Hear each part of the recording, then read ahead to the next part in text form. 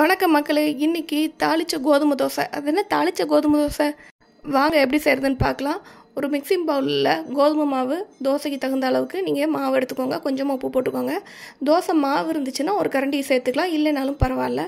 ஒரு விஸ்கை வச்சு நல்லா தண்ணி சேர்த்து தோசை மாவு பதத்துக்கு நீங்கள் கரைச்சி எடுத்துக்கோங்க. விஸ்கை வச்சு நீங்கள் கரைச்சிங்கன்னா மட்டும்தான் அது கட்டி விழாது. ஸோ அந்த மாதிரி நீங்கள் நல்லா கரைச்சி எடுத்துகிட்டு இதுக்கு தாளிப்பு சேர்த்துடலாம். தாளிப்பு சேர்க்குறதுக்கு ஒரு கடாயில் கொஞ்சமாக எண்ணெய் விட்டு அதில் கடுகு உளுந்தம்பருப்பு போட்டு நல்லா பொரிக்க விட்டுருங்க. கடுகு உளுந்து நல்லா வெடித்ததுக்கப்புறமா கொஞ்சமாக வெங்காயம், பல்லாரி வெங்காயம் ஒரு பெரிய வெங்காயம் எடுத்துருக்கிறேன். அது நல்லா பொடி பொடியாக கட் பண்ணி அதையும் ஆட் பண்ணிக்கலாம்.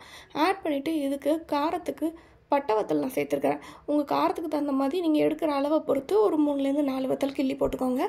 அதை போட்டுட்டு அதுக்கப்புறமா கொஞ்சமாக கருவேப்பிலை அவ்வளோத்தையும் சேர்த்து நல்லா வதக்கி விட்ருங்க.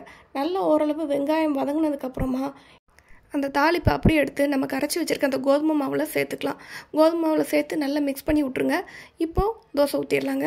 ஒரு தோசைக்கல் எடுத்து தோசைக்கல்லில் எண்ணெய் தடவிட்டு நல்லா இந்த தோசையை ரொம்ப ஸ்ப்ரெட் பண்ணாதீங்க. ரொம்ப ஸ்ப்ரெட் பண்ணால் வராது. ஏன்னா இந்த மாவோட கன்சிஸ்டன்ஸ் அப்படி. ஏன்னா நம்ம அரிசி மாவு எதுவும் சேர்க்கலை, அதனால தான் நான் கொஞ்சமாக தோசை மாவு சேர்த்துருக்குறேன். நீங்கள் தோசை மாவு இல்லாத பட்சத்தில் நீங்கள் ரைஸ் ஃப்ளாரோ கொஞ்சம் ரவையோ சேர்த்துக்கலாம். கொஞ்சம் கிறிஸ்பாக இருக்கும்.